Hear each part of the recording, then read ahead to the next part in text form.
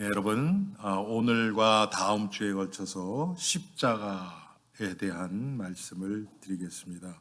오늘은 십자가 하나님의 지혜입니다.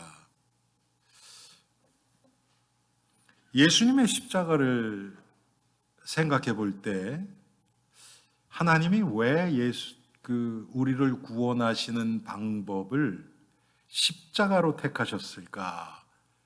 그런 생각을 해봅니다. 십자가는 지금 우리 예수를 믿는 우리에게는 예수님이 지신 십자가를 통해서 내가 구원을 받았기 때문에 우리에게는 감사한 단어고 그런 상징처럼 돼버렸죠. 그런데 원래 십자가는 그런 게 아니었습니다. 가장 흉악한 범죄자들을 처형하는 방법이 십자가였습니다. 그래서 십자가를 통해서 우리의 구원이 성취되었다는 것을 지금 우리는 당연하게 받아들이지만 이 당시 유대인들에게는 절대로 받아들일 수 없는 그런 사실이었습니다. 십자가의 처형이 얼마나 끔찍했냐면요, 이때 당시에 로마 시민은 어떤 일이 있어서도 십자가에서 처형하는 일이 없었습니다. 그리고 십자가라는 단어를 입에 담는 것조차도 두려워했던 그런 것이 바로 십자가였습니다. 그런데 하나님이 십자가라는 방법을 택하셨단 말이에요. 왜 그랬을까? 어떤 신학자가 여러분 이렇게 얘기를 했습니다. 하나님이 예수 그리스도를 통해서 우리를 구원하신 그 구원의 순간순간 그 과정, 여정을 보면 절대로 사람들이 눈치채지 못하도록 하셨다. 이런 말씀을 하시는 거예요. 무슨 뜻입니까? 예수님의 탄생부터 예수님의 십자가에서 죽으심까지 그 예수가 메시아라는 것을 보통 사람들은 절대로 알 수 없도록 하셨다는 거예요. 예수님은 태어나시기를 베들레헴에서 태어나셨습니다. 여러분 아시죠? 원래가 베들레헴 사람이에요. 그래서 이 예수님의 아버지 요셉과 어머니 마리아가 호적하기 위해서 자기 고향을 지나가다 거기서 낳은 거예요. 그런데 예수님이 탄생하시자마자 어떤 일이 일어납니까? 동방 박사와 목자들이 예수님께 경배하러 오죠. 그런데 목자들은, 성경을 여러분 자세히 읽어보시면 목자들은 예수님께 직접 갔습니다. 그런데 박사들은 직접 간 게 아니고 동방의 박사들이니까 예루살렘에 가요. 그래서 헤롯을 만나죠. 동방의 이스라엘의 왕으로 오신 이가 어디 계시뇨? 이렇게 묻습니다. 헤롯이 그걸 들었죠. 자기가 왕인데 이스라엘의 왕으로 오셨다니 이게 무슨 소린가? 그런데 이 영악한 헤롯은 그걸 싹 감추죠. 그리고 왕이 어디신가 찾아보고 나에게 와라. 나도 가서 좀 경배해야겠다. 그런데 헤롯의 마음은 그게 아니었죠, 여러분. 그런데 동방 박사들에게 천사가 나타나서 헤롯에게 돌아가지 말고 그냥 돌아가라고 얘기를 해줍니다. 그래서 동방 박사들은 그냥 가버리죠. 헤롯이 그것을 알고 어떤 일이 일어납니까? 2살 밑에 어린아이, 남자들은 다 죽이지요. 그런데 천사가 일부러 마리아와 요셉에게 나타나서 어떤 일이 일어날 것을 아시고 피신을 시킵니다. 그래서 예수님은 태어나자마자 얼마 안 돼서, 정확하게 얼마인지는 몰라요, 애굽으로 피신을 갑니다. 그리고 예수님을 죽이려 했던 헤롯이 죽은 후에 천사가 나타나서 너희를 해하고자 하는 자가 죽었다. 이제 돌아가라. 그래서 돌아갑니다. 그러면 여러분 당연히 고향으로 돌아가야 될 거 아닙니까? 그렇죠? 예루살렘으로 돌아가야 되죠. 예루살렘이 아니라 베들레헴으로. 그런데 베들레헴으로 안 간단 말이에요. 요셉이 그래도 불안한 마음이 있는 거예요. 그래서 어디로 갑니까? 갈릴리 나사렛으로 가요. 가장 지금 우리말로 얘기하면 개발도 안 되고 촌스럽고 가장 사람들의 관심을 안 갖는 그 나사렛, 그곳으로 갑니다. 그래서 예수님이 거기서 자라시죠. 그래서 여러분 예수님을 어떻게 얘기를 합니까? 나사렛 예수 이렇게 얘기를 하죠. 그렇죠? 나사렛 예수. 요한복음에 보면 예수님이 나사렛에서 오셨다는 얘기를 듣고 나다나엘이 무슨 얘기를 합니까? 나사렛에서 무슨 선한 것이 나겠느냐? 그때 나사렛이란 곳이 사람들에게는 그런 인식이 있었던 거예요. 거기서는 선한 거 안 나고 거기서는 위인이 날 수 없는 데다. 그런데 뭐 그 사람이 메시아라고 말이나 되는 얘기를 해라, 그런 의미입니다. 하나님이 감추신 거예요. 사람들은 예수님이 베들레헴에서 태어나셨다는 걸 알 수가 없죠. 예수님이 스스로 얘기하기 전에는 그냥 나사렛 예수. 왜? 거기서 자라셨으니까. 하나님이 이렇게 감추신 겁니다. 하나님이 예수님의 탄생도 그렇고 예수님의 모든 그 일생을 그렇게 감추셨습니다. 마찬가지로 예수님의 십자가는 특히 그렇습니다.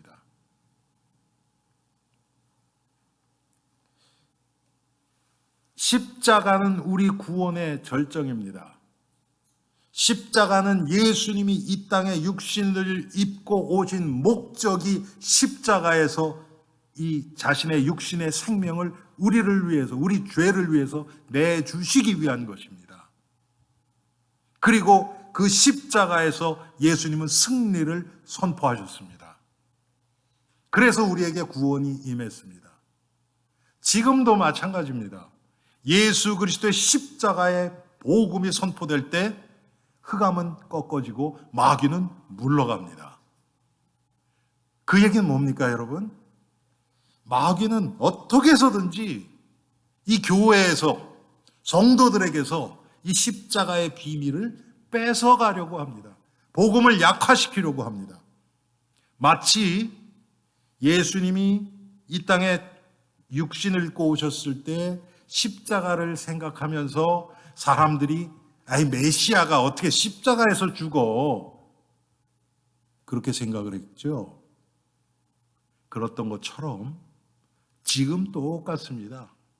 21세기를 살아가고 있는 우리들, 특별히 성도들, 교회에 21세기에 무슨 피 얘기, 무슨 십자가, 그건 사형 형틀 얘기인데 그런 거 얘기하지 말고 조금 고상하게 그렇게 표현하면 안 되냐. 그래서 여러분 이 시대에는 죄라는 단어를 잘 쓰지 않습니다. 교회에서조차도요. 우리 한국말은 좀 그렇지가 않아요. 그런데 영어나 특히 영어를 보면요, 여러분 죄 이렇게 표현을 안 하고 허물, 실수, 모자람, 훨씬 더 약화된 것이죠. 우리가 얘기하는 죄는 하나님 떠난 죄입니다. 그리스도 밖에 있는 상태입니다. 죄는 행위가 아닙니다, 여러분. 행위는 죄의 결과로 나타난 거예요. 죄는 상태입니다. 내가 지금 어디에 있는가? 내가 그리스도 안에 있는가? 하나님과 함께 하는가? 아니면 그리스도 밖에서 하나님과 상관없이, 다른 말로 얘기하면 마귀에 조종받으면서 나를 위해서 살아가고 있는가? 지금 내가 어떤 상태에 있는가? 이것을 성경은 죄라고 얘기를 합니다. 그런데 그런 죄는 얘기 안 하지요, 잘. 지금 글쎄 얼마나 많은 이 설교들이 강단에서 오늘 주일이니까 선포됩니까? 그런데 원죄에 대해서 얘기하는 것, 아마 설교 전체를 통해서 원죄가 단 한 번이라도 표현되는 설교는 제 생각에는 많게 쳐도 5%가 안 된다고 생각합니다. 제가 거짓말하는 것 같죠, 여러분? 제가 벌써 오래전에요, 몇 년 전인지 모르겠어요. 우리 오경환 장로님 아들이 청소년 때니까 우리 학생들을 데리고 여름에 여기 펜실베니아에서요, 밖에서 하는 글쎄 그걸 부흥회라 그래야 될지, 부흥회 반 또 축제 반, 이 크리스찬들의 축제예요. 그래서 한 5만 명이 모입니다. 밖에요. 야, 밖에 텐트 치고 뭐 이러면서 하는 거예요. 그래서 넓은 언덕에 쫙 앉아가지고 설교도 듣고 뭐 그 기독교 그 가수들도 와서 막 공연도 하고 하루 종일 해요. 그런 데거든요. 거기서 설교나 성경 공부나 그런 세미나나 이런 것들 다 기독교적인 거죠. 글쎄 그게 한 4박 5일이었나? 그 강의나 설교를 들은 게 아마 적게 잡아도 한 20번 이상은 미국의 유명한 강사들 쫙 와서 하죠. 제가 그때 의식적으로 그분의 설교들을 잘 귀담아 들으면서 정말 인간의 가장 깊은 곳에 있는 원죄를 한 분이라도 말씀하실까? 그 관점에서 제가 봤어요. 설교를, 세미나를. 있었을까요? 없었을까요? 있긴 있었어요. 있었어요. 감사하게도 한 분이 흑인 목사님이 한 분 나오셔서 그 원죄에 대한 거를 잠깐 얘기하고 지나가셨어요. 원죄라는 단어는 없었고, 대부분 뭡니까? 우리가 어떻게 이 세상을 성도답게 살 것인가, 착하고 보람되게 이 불신자들에게 본이 되면서 살아갈 것인가, 우리의 행위를 강조하고 행위에 대한 죄, 자범죄에 대해서는 얘기를 많이 하셨는데, 우리의 근본 자체가 죄로부터 왔다는 이 원죄에 대해서는 얘기하신 분이 그 흑인 목사님 한 분. 제가 그분 성함도 지금 기억해요. 아주 보험적인 목사님이세요. 마귀는 이렇게 교회 강단에서 성도들 마음, 신앙 가운데서 십자가를 사라지게 만듭니다. 십자가, 보혈, 회개, 원죄, 가장 근본적인, 성경에서 얘기하는 가장 근본적인 그런 의미들을 싹 사라지게 만듭니다. 제가 방금 말씀드렸던 그런 단어들은요, 우리의 노력으로 가져지는 것도 아니고요, 하나님의 은혜로만 주어지는 거예요. 그런데 우리 교만한 인간들은 은혜로만 받는 그런 요소들은요, 제 생각에는 이게 우리 본인이 느끼던 느끼지 않던 자존심 상하게 하는 것 같아요. 그래서 그런 것들은 그래도 내가 조금 노력해서 뭔가 되어진 이런 것들을 좋아하지, 하나님이 그냥 은혜로 주신 것들, 나로서는 아무것도 할 수 없는 것들, 이런 것들은 별로 생각하고 싶어 하는 것 같지가 않습니다. 그러다 보니까 자꾸 인간이 이 세상에서 어떻게 살아갈 것인가, 여기에 관심이 많습니다. 여러분, 우리는 당연히 거기도 관심 가져야 돼요. 그게 틀렸다는 얘기가 아닙니다. 그런데 가장 핵심적인 부분을 간직한 채 이 기반 위에서 내가 지금 이 세상에서 어떻게 증인으로 빛과 소금의 역할을 감당하고 있는가, 이것을 확인해야지 이 핵심을 제쳐놓고 잊은 상태에서 그렇게 해버리면 우리는 나에게서 나오는 것밖에는 보일 게 없습니다. 그런데 성경은 우리 안에는 선한 것이 없다고 단언하고 있습니다. 이제 이게 문제죠. 우리는 예수 그리스도 십자가를 통해서 오늘 말씀처럼 하나님의 능력을 얻습니다. 하나님의 지혜를 얻습니다. 십자가를 앞세워 나아갈 때 하나님의 지혜와 능력이 따라오게 되어 있습니다.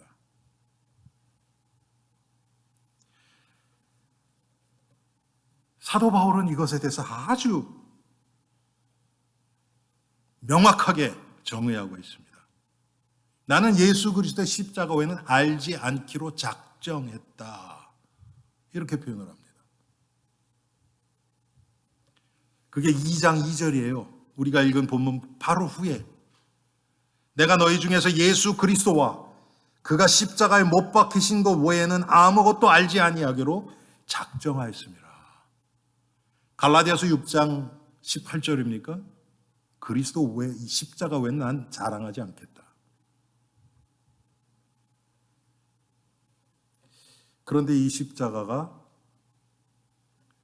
지금 이 현대 교회에서는 괄시받고 있어요. 가능하면 드러내지 않고 창고 깊숙이 보관만 하고 있어요. 버리지는 못하지요. 드러내지를 않아요.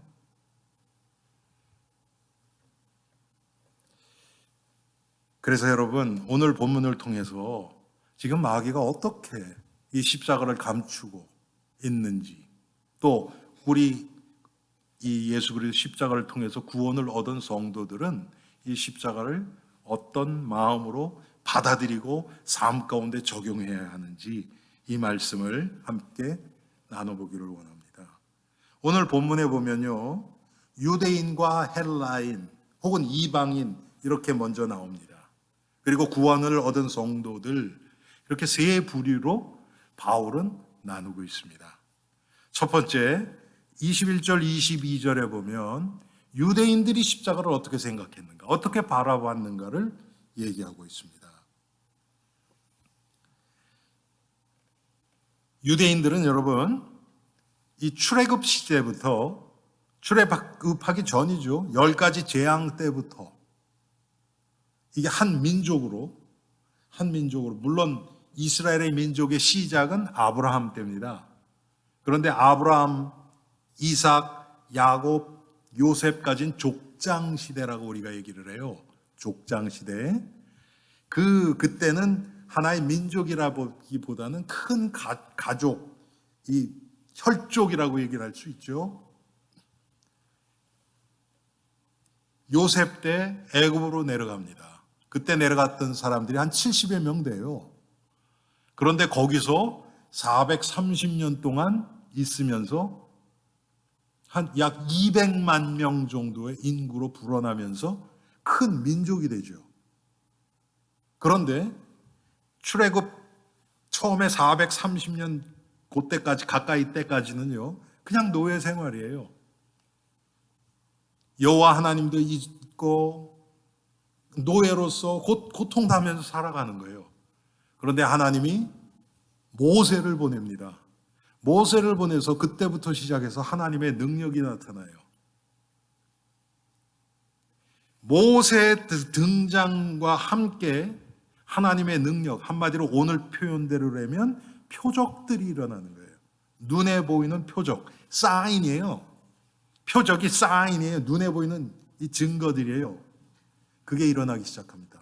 10가지 재앙, 광야에서 수많은 그 하나님의 능력과 이사와 기적들이 일어나죠. 그래서 이스라엘 백성들은 그 후에 어디까지 그게 쭉 가냐 하면 이스라엘이 멸망하기 전에 특별히 이 하나님의 능력과 이적과 표적이 가장 많이 나타났던 때가 엘리야와 엘리사 선지자 때까지입니다. 그래서 이스라엘 백성들은 계속 하나님의 능력, 사사기 왕정시대 때도 마찬가지고요, 다윗을 통해서 하나님이 또 많은 또 능력을 보여주십니다. 다윗은 한 번도 전쟁에 져본 적이 없어요. 그래서 이스라엘 백성들은 하나님 생각하면 뭔가는 화끈하게 뭔가 딱 보여주시는 것, 이거를 기대하고 있었어요. 그 이스라엘 사람 백성들의 성향이 오늘 고린도전서 바울 시대까지 와 있는 거예요. 그래서 바울이 어떻게 표현을 합니까? 오늘 본문에 보니까 유대인은 표적을 구하고 눈에 보이는 사인을 구하는 거예요. 눈에 보이는 것.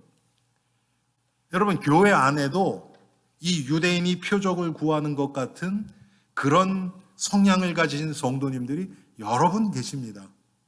뭔가 눈으로 확인이 되고 몸으로 체험되는 것, 그것을 중요하게 생각하시는 분들이 많이 있어요.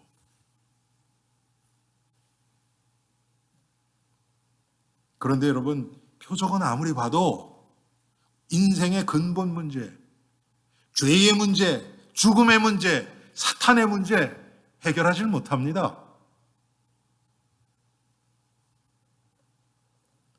우리에게 지금 여러분 이 시대에 필요한 것은 모세나 엘리야나 엘리사 같은 그런 지도자가 아니에요. 우리에게 필요한 것은 우리를 죄와 사망에서, 마귀의 속박에서 지금 우리를 빠져나오게 하는 십자가의 능력입니다. 십자가 외에는 죄의 문제, 죽음 문제, 사탄 문제를 이길 방법이 없어요. 표적 본다고요?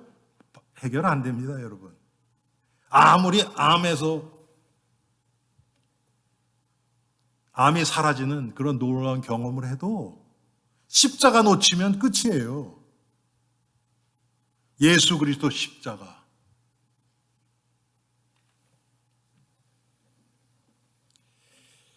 그래서 예수님도 무슨 얘기를 하셨습니까? 유대인들이 우리에게 표적을 보여달라. 예수님께도 또 요청하죠. 유대인들이. 그때 뭐라고 얘기합니까? 내가 너희에게 보여줄 표적은 요나의 표적밖에 없다. 이렇게 말씀을 하십니다. 요나의 표적이 뭡니까?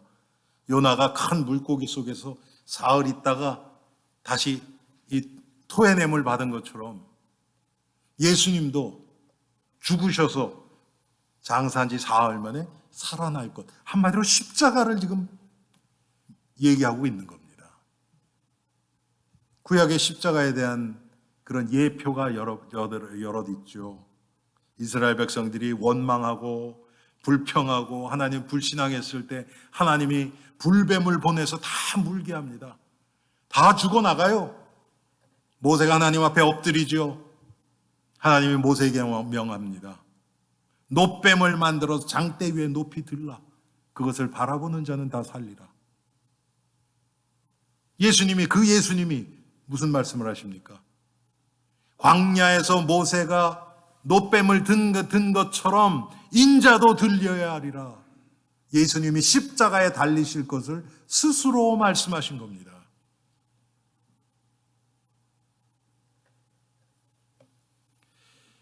이스라엘 백성들이 가지고 있던 이 메시아관이 잘못됐어요. 지금도 그렇죠. 여러분, 유대인들은 지금도 메시아를 기다리고 있습니다. 지금도 예수님을 메시아로 인정을 안 해요. 왜?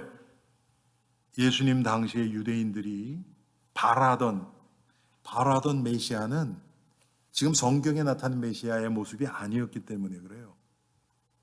성경에 보면, 구약에 보면, 여러분 특별히 우리가 잘 아는 이사야서 53장 같은 데 보면 메시아가 이 땅에서 고난의 주로 오신다는 걸 분명히 명시해 놨어요. 그런데 지금 이 시대도 그렇죠. 사람이 자기가 듣고 싶은 것만 듣죠. 이스라엘 백성들이 딱 그랬단 말이에요. 자기네들가 바라던 메시아 상이 있는 거예요. 성경하고 상관없이. 그게 뭐였습니까? 예수님 당시는 이스라엘이 로마의 속국이 돼 있었어요. 우리의 메시아라면 지금 우리에게 가장 시급한 문제, 우리를 로마의 속박에서 해방시키실 영광의 메시아, 그 영광의 메시아를 유대인들은 곧 기대하고 있었던 겁니다.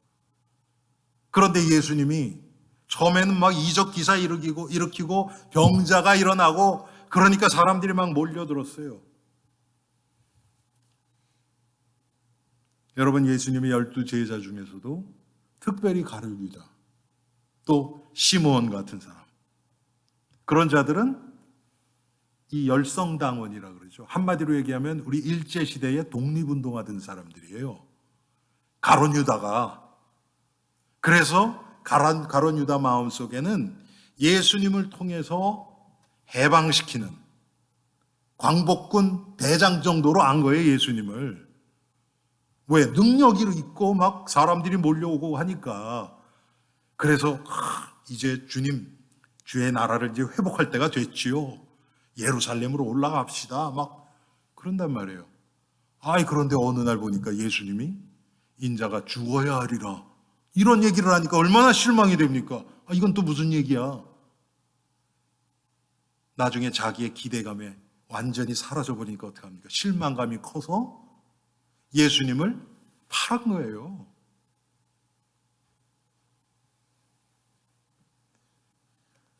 우리는 예수 그리스도를 지금 어떻게 생각하고 무엇을 기대하고 있습니까? 뭔가 나의 문제를 해결하고 나를 편안하게 해주고 그런 영광의 메시아로만 생각한다면 표적을 구하는 유대인들과 다를 것이 하나도 없죠. 오히려 이 예수님은, 고난의 주로 오신 예수님은 이들의 나아가는, 자기네들이 원하는 것을 성취하기 하는 데 있어서 걸림돌이 될 수밖에 없는 겁니다. 그래서 23절에 보면 십자가가 그들에게는 거리끼는 것이 됐다는 거예요. 왜? 자기네들의 소망을 산산조각 내버릴 거니까. 십자가가, 사람들이 모르는 게 그 십자가 후의 부활의 영광은 보지 못하니까.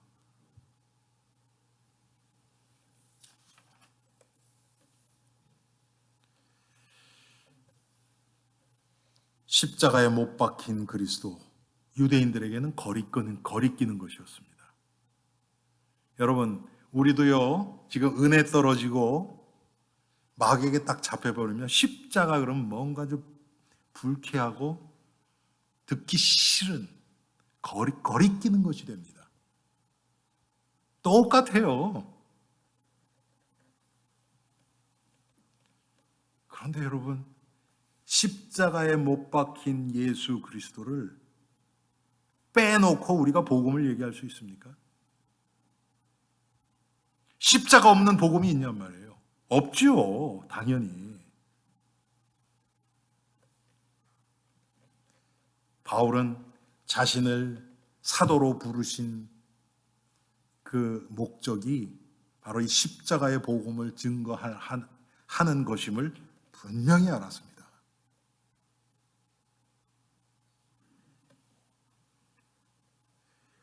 그런데 자기가 만든 메시아관, 거기에 완전히 잡혀있던 유대인들은 영광을 받으시기 전에 십자가의 고난을 통과해야 된다는 것을 이해를 못했어요. 우리가 생각이 하나 잡혀버리면 그 반대쪽에 있는 것이 안 보입니다. 우리 인간은 어쩔 수 없이 제한된 존재예요.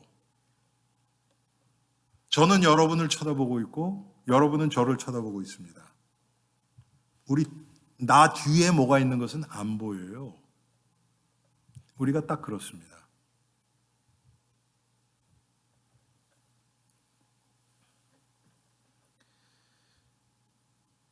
그런데 십자가는 여러분, 1장 16절에 보면, 로마서 1장 16절에 보면 십자가는 구원을 주시는 하나님의 능력이라고 얘기를 합니다. 십자가는 연약함의 상징이 아닙니다, 여러분. 예수님의 십자가는 하나님의 능력이에요.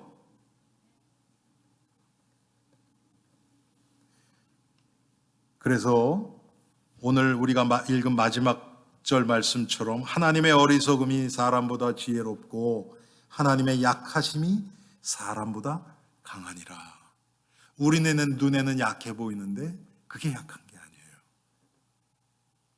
이 세상 것들, 눈에 보이는 것들은 강해 보이는 것들이 있죠. 당장 사람들이 그것 때문에 매혹되고 이것만 있으면 사람들이 막 내 말 듣고 그런 강하게 보이는 것이 있어요. 그런데 실상은 그렇지 않습니다. 하나님 앞에서, 영원이라는 존재 앞에서 보면 아무것도 아닌 것들이 다죠.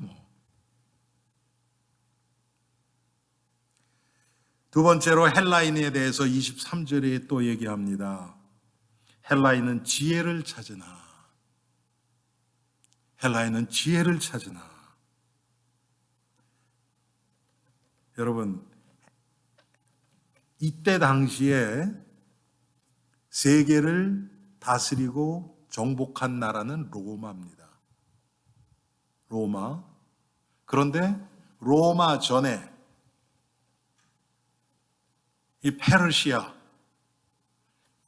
그러면서 헬라 문화가, 헬라의 지식과 문화, 여러분 헬라 철학은 들어보셨죠? 헬라 철학이 세계를, 사상계를 완전히 장악해버렸습니다. 그래서 군사적으로, 정치적으로는 로마가 다스리고 있었지만 이 학문적으로, 지식적으로는 이 헬라 철학과 사상이 그대로 세계를 지배하고 있었습니다. 그런 자들이에요. 그래서 헬라 사람들은 지혜를 구했습니다. 지혜. 뭡니까? 눈에 보이는 것, 확인할 수 있는 것, 이성적이고 논리적인 사람들이라는 얘기죠. 지금도 똑같습니다. 이런 헬라의 어떤 지혜를 구하는 그런 그 타입의 성도들이 교회 안에도 많이 있습니다. 이분들은 대부분 어떻습니까? 성경을 읽고 연구하고 지식적으로 파고들어서 많은 지식을 얻는 것에 만족감을, 성취감을 느낍니다.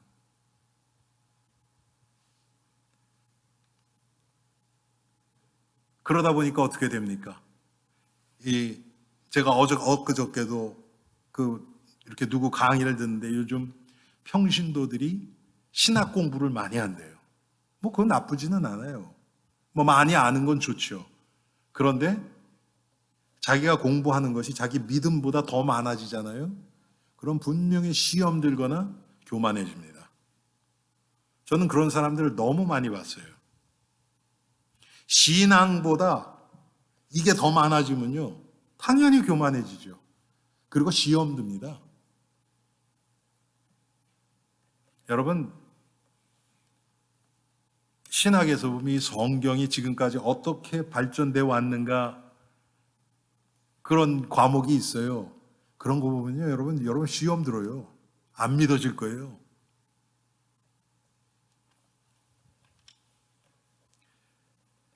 모든 걸 이성적으로 생각을 합니다.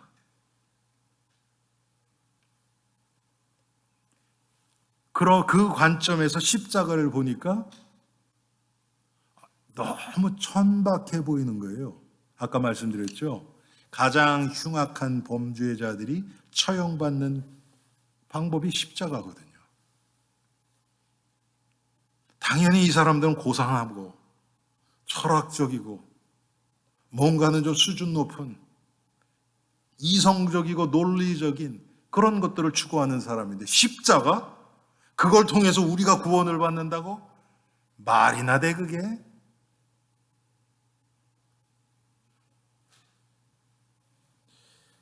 여러분 어떻습니까? 성경은 분명히 얘기합니다. 이 세상 철학은요, 그건 어리석은 거래요. 필요 없다는 얘기가 아니에요, 여러분. 하나님 쪽에서 보면 아무것도 아닌 거예요.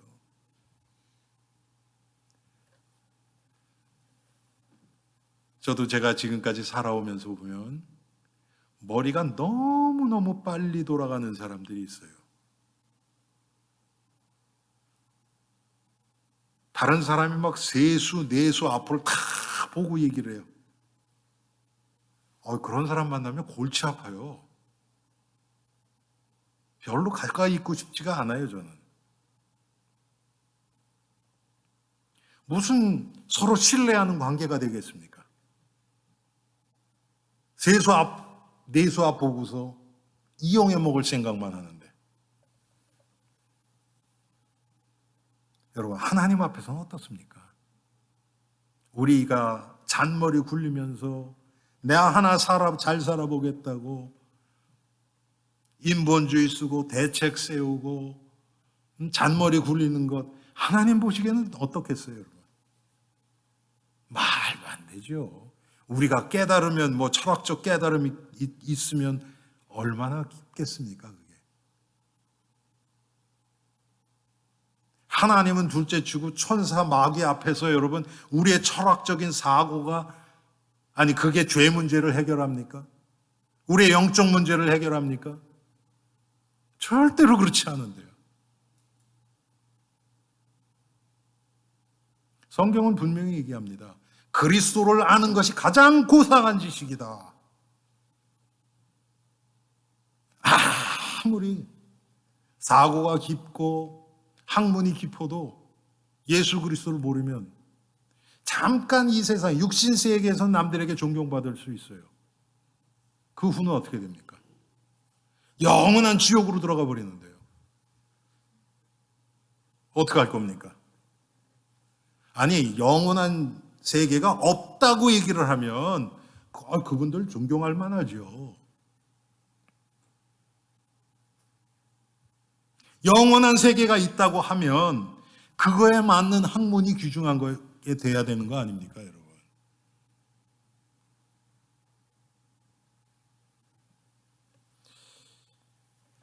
제가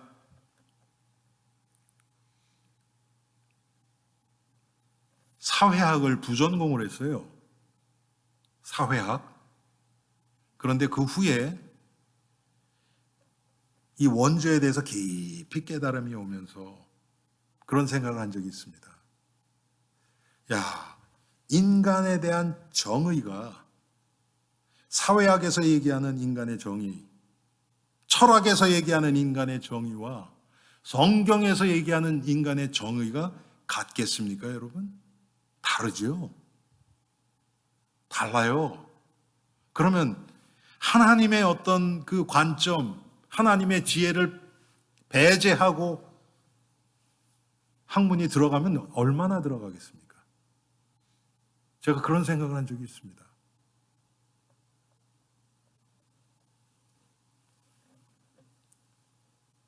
당연히 이들에게는 십자가가 미련하게 보입니다.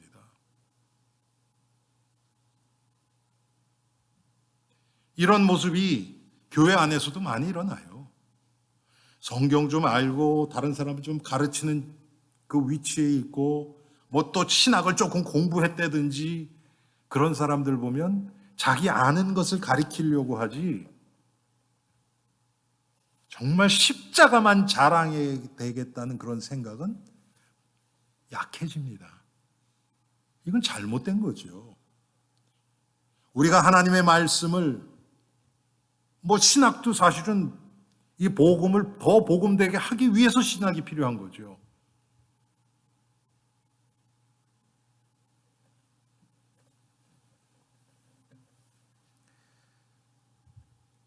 오늘 24절에 보니까 오직 부르심을 받은 자들에게는 유대인이나 헬라인이나 그리스도는 하나님의 능력이요 하나님의 지혜니라.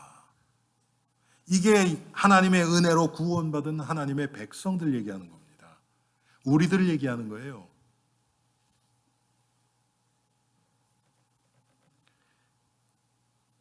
그리스도인들에게 있어서는 십자가에 못 박히신 예수가 바로 하나님의 능력입니다. 여러분, 정말 이 마귀 앞에서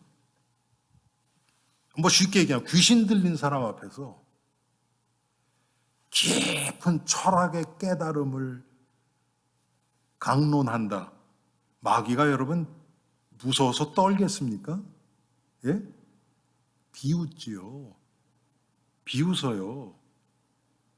그런데 초등학교도 못 나온 사람, 십자가의 능력을 체험한 사람이 예수 그리스도 십자가에 대해서 얘기를 할 때 마귀는 벌벌 떱니다. 물론 헬라인 같은 사람은 그런 이야기조차도 그건 뭐 21세기에 아직도 이런 얘기를 하고 아마 그럴 거예요. 그러면서 자기 안에 있는 깊은 공허함, 고독감, 허무함, 그것조차도 해결 못 하는데요.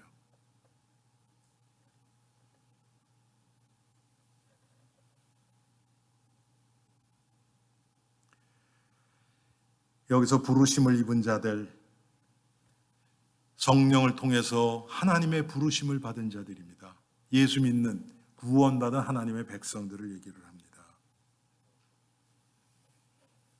그런 우리들에게는, 성도들에게는 헬라인이나 유대인이나 신분 고하 뭐 어떤 조건도 상관없이 예수 그리스도의 십자가의 능력과 비밀을 알고 믿는 자들에게는 하나님의 능력으로 그 의미가 임합니다. 이게 우리의 소망이죠.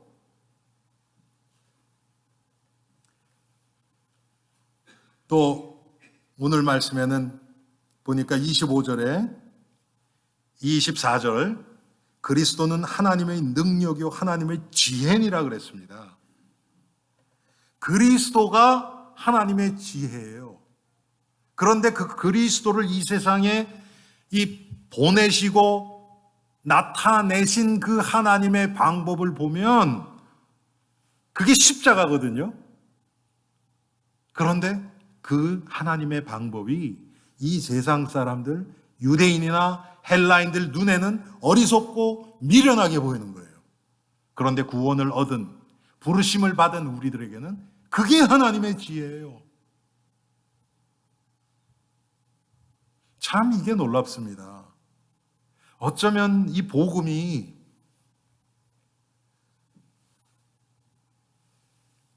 학문이 전혀 없는 사람이든지 사도 바울처럼 정말 학문이 너무 뛰어난 사람이든지 하나님의 은혜가 임하면 믿어지는 거예요. 그런데 여러분 이 세상 학문은 그런 게 어디 있습니까? 똑똑한 사람이 더 많이 알죠. 참 우리 주위만 봐도 그렇지 않습니까, 여러분? 대부분 많은 경우 보면 이 세상에서 기회가 없는 사람들이 훨씬 더 마음이 가난해서 예수를 믿을 확률이 많이 있습니다. 그런데 꼭 그러냐? 그렇지 않아요. 한국의 이어령 박사 같은 분들 어떻게 보면 뭐라 그러나요? 그거를 그냥 학자의 어떤 대명사 같은 분 아니었습니까? 근데 어떻게 그런 분이 자기 딸을 통해서 예수를 믿게 되지 않습니까? 하나님이 임하시면, 은혜가 임하면 거부할 자가 없어요. 그분들이 여러분 그게 갑자기 학문을 다 내려놓고 포기하고 믿게 된 겁니까? 아니에요. 오히려 바울의 고백처럼 빌립보서 3장에 나오는 그리스도를 발견해 보니까 자기가 알고 있던 학문이 아무것도 아니라는 것이 깨달아지는 거죠. 이게 하나님의 지혜입니다.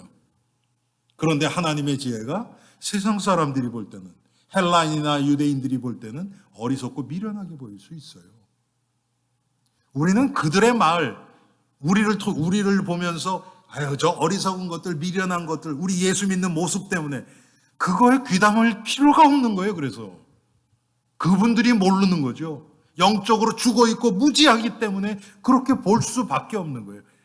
대꾸하고 싸울 필요도 없어요. 오히려 불쌍히 여겨야죠. 왜? 영적으로 죽어서 그렇게 볼 수밖에 없는 사람들인데.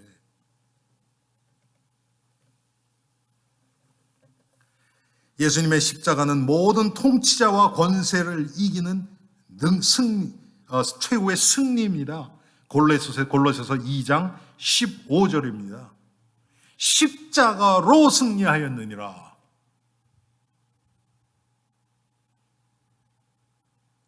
정말 예수 그리스도의 십자가의 비밀을 깊이 깨닫고 살아가신 분들 보면 하나님의 지혜가 임해요. 이것은 이 세상에서 얼마나 공부했느냐 그거하고 전혀 상관없어요.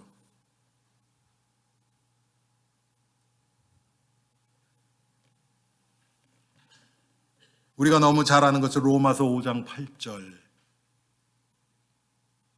하나님이 죄인인 우리를 사랑하셔서 예수 그리스도, 그분을 십자가에 내어주셨어요. 십자가는 하나님의 사랑의 결정체입니다.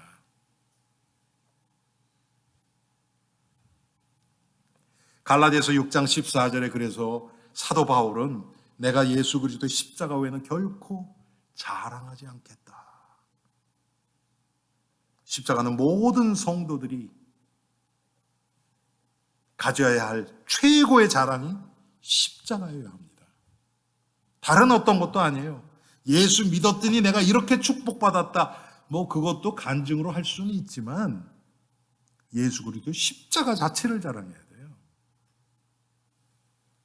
그런데 우리 마음속에 예수님의 십자가에 대해서, 십자가 자체에 대해서, 내가 구원받은 하나님의 지혜인 예수님의 십자가에 대해서 정말 자랑스럽게 사람들에게 이야기할 수 있는가?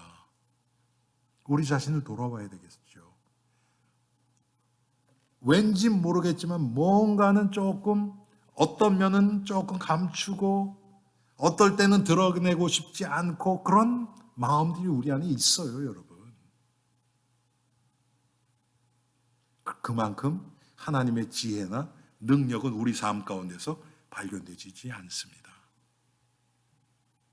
다른 사람들을 어리석다 그러고 미련하다고 해도 십자가의 비밀, 십자가를 통한 하나님의 능력과 지혜를 믿고 나가는 자들에게는 결국은 우리를 어리석다고 미련하다고 비판하는 자들이 절대로 부인할 수 없는 하나님의 지혜와 능력이 우리를 통해서 나타날 것입니다.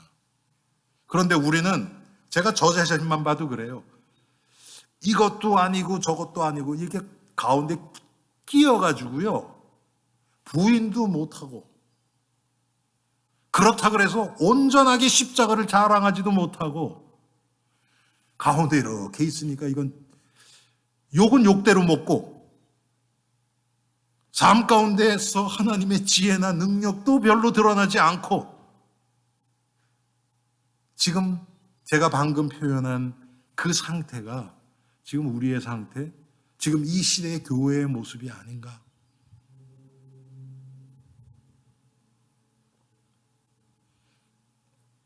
제가 엊그저께 금요일에 제 친구 어머니 장례식에 갔다 왔습니다.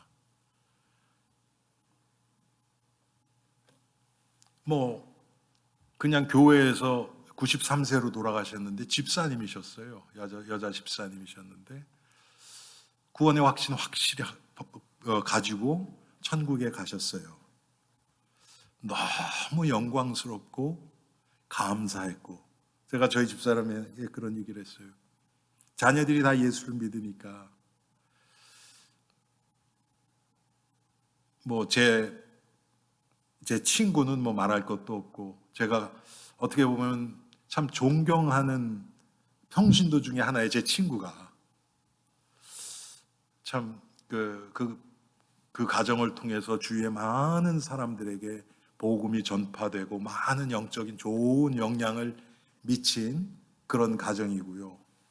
또 누님 두 분은 전도사님들이고, 그래서 분위기가 정말 이렇게 완전 즐거운 축제는 아니었지만요. 그렇게 다운돼 있는 장례식 그런 분위기는 전혀 아니었어요.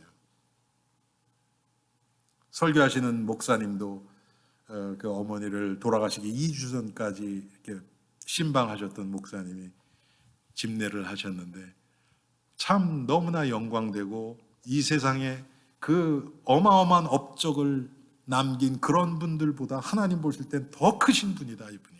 승리자다. 그렇게 말씀하실 때 참 부러웠습니다. 그리고 감사했습니다. 여러분, 죽었을 때는 참 저도 그런 생각을 참 많이 해요.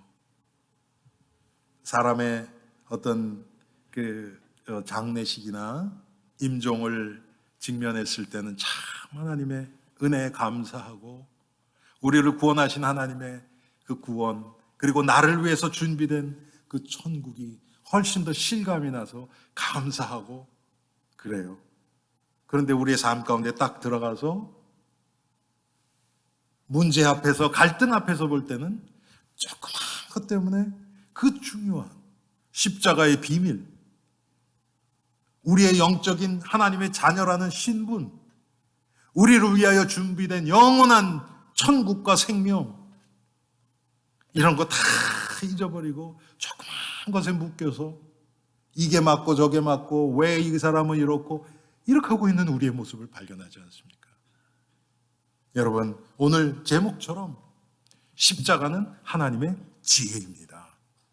우리가 자꾸 잊어버리는 것뿐이지 십자가보다 더 좋은 구원의 방법, 구원의 길은 없습니다. 여러분, 이거 기억하시고 이번 한 주 동안 하나님의 지혜된 이 예수 그리스도의 십자가를 우리가 묵상하고 품고 바라보고 승리하는 복된 우리 모두가 됩시다. 기도하겠습니다. 하나님의 지혜인 예수 그리스도의 십자가를 우리에게 보여주심을 감사합니다. 유대인들, 헬라인들에게는 미련하고 어리석게 보이지만 하나님이 택하신 하나님의 지혜가 십자가임을 고백합니다.